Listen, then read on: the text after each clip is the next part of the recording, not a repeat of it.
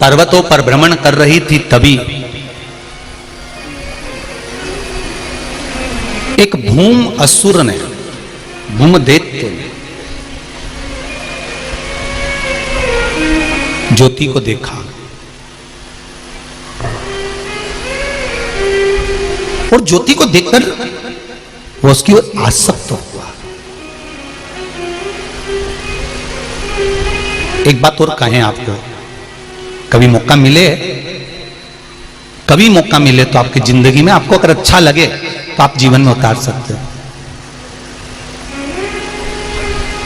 जहां जिस मंदिर में, चाहे भगवान शंकर का मंदिर हो, राम का मंदिर हो, दत्त का मंदिर हो, देवी का मंदिर हो, जिस मंदिर में अखंड ज्योत जलती हो, जिस मंदिर में कोई ज्योत अखंड जल रही हो और आपको दर्शन के लिए गए हो और आपको सूचना मिले कि यहाँ अखंड ज्योत लगी हुई है, बन सके तो प्रयास करना थोड़ा सा घी तेल जो भी बन सके उस ज्योत में या तो डालना या उनको देकर आना कि ये हमारी तरफ से ज्योत में बढ़ा देना,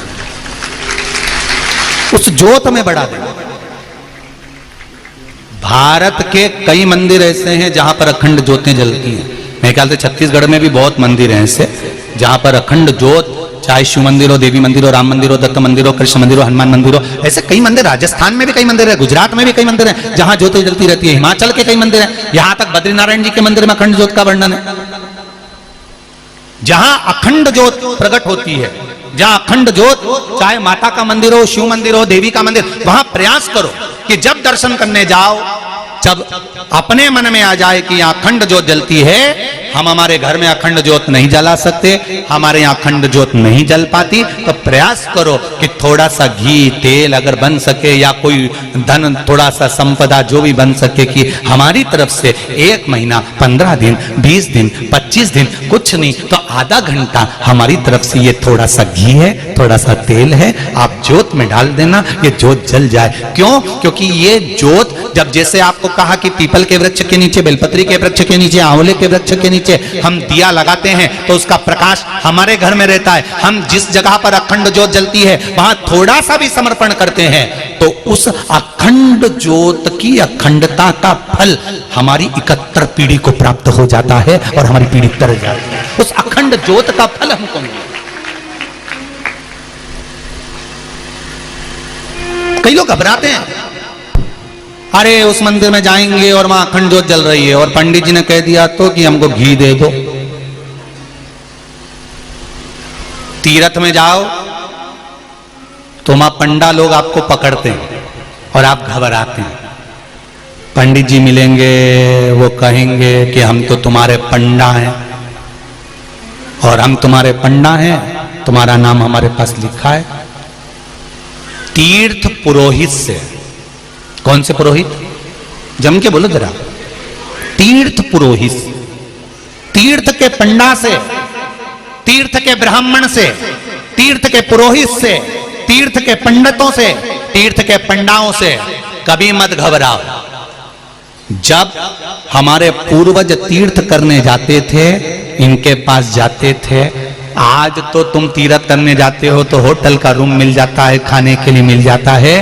पुराने समय के हमारे दादा परदादा जब तीर्थ जाते थे, ना रुकने की जगह मिलती थी, ना भोजन की जगह मिलती थी। तब ये हमारे तीर्थ के पंडा, तीर्थ पुरोहित, तीर्थ के ब्राह्मण अपना घर में से बाहर निकल जाते थे, अपने घर में अपने माता पिता को, पूर्वजों को रुकाते थे कि तुम रुको, अंदर चूल्हा है, आटा रखा है, बनाओ खाओ। घर के लोग, ब्राह्मण, पंडित, तीर्थ के पुरोहित घर के बाहर निकलकर मंदिर में जाकर सो जाते थे अपनी पत्नी और बच्चों को लेकर, और अपने आए हुए जजमानों को घर के अंदर कर देते थे कि तुम खुश रह लो, तुम सुखी से रह लो, तुम 4 दिन के लिए आए हो, 8 दिन के लिए आए हो। जब हमारे घर के पूर्वज जाते थे तो पंडाओं के पास अपना नाम लिखा कर जाते थे, पंडित जी मेरा टिकट का पैसा नहीं है। तीर्थ पुरोहित अपनी पत्नी की चूड़ी बेचकर किराया दे देता था, तुम चले जाओ, जब हम आएंगे ना तुमसे वहीं पर ले लेंगे, घबराना नहीं।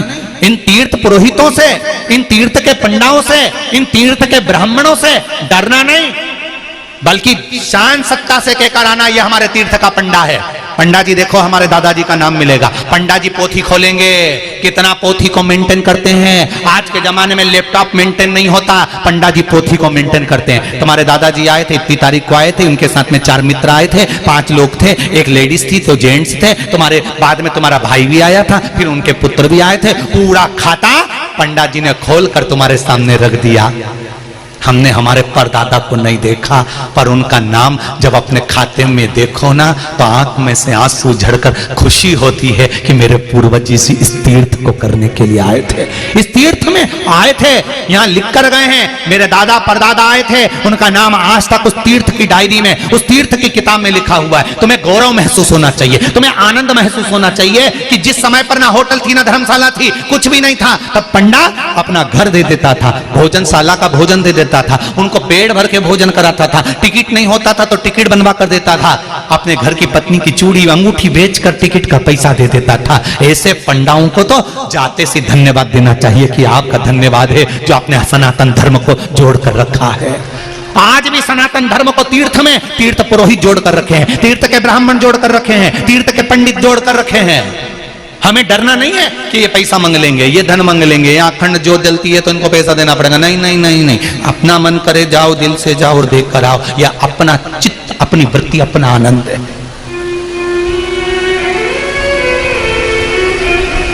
हुंड ने देखा, भूम ने ज्योति को देख लिया, ज्योति बड़ी सुंदर थी, और भूम ने देखा ज्योति बड़ी सुंदर है तो हाथ पकड़ना चाहा। जैसे ही हाथ पकड़ना चाहा, पकड़ते से ही उस भूम का हाथ जल गया, भूम का हाथ जल गया। शिव महापुराण की कथा कहती है,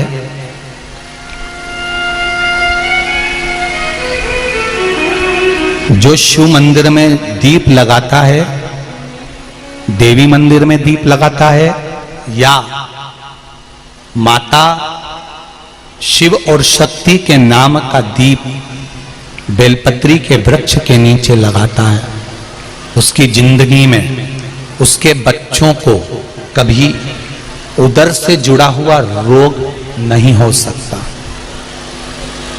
शिव और शक्ति, शंकर और पार्वती, एक प्रयास करना, जिनके पेट में तकलीफ रहती हो, उदर में तकलीफ रहती हो, पेट दुखता ही रहता हो, भोजन पचता नहीं हो, या बड़ी बड़ी बीमारी पेट से जुड़ी हो जाती है। यहां तक कहूंगा, नारी को जिस स्थान पर बच्चा रहता है उस जगह पर गांठ पड़ गई हो, गांठ गल नहीं रही हो बच्चादानी की, या डॉक्टर बड़े ऑपरेशन का बोल रहा हो, तो एक निवेदन जरूर करूंगा कि बेलपत्री के वृक्ष के नीचे एक बेलपत्री का पत्ता रखकर उस पत्ते के सामने शिव और शक्ति का नाम लेकर भगवान शंकर और पार्वती के नाम से 2 बाती का दीप, कितनी बाती? 2 बाती का दीप शिवजी और माता पार्वती के नाम से लगा दें। विनती करें मां से, मां हे शिव, हमारा उदर से जुड़ा हुआ परेशानी है, भोजन पचता नहीं, बहुत एसिडिटी होती या तकलीफ होती, बाबा को विनती कर कर। जब तक दीप जल रहा है उसी बीच में उस बेलपत्री को उठाकर बेलपत्री के वृक्ष के नीचे ही चबा चबा कर खा लीजिए। 4 या 5 बार कर कर देखिए, अगली बार से पेट से जुड़ी हुई प्रॉब्लम धीरे धीरे समाप्त हो जाएगी, आराम लगना प्रारंभ।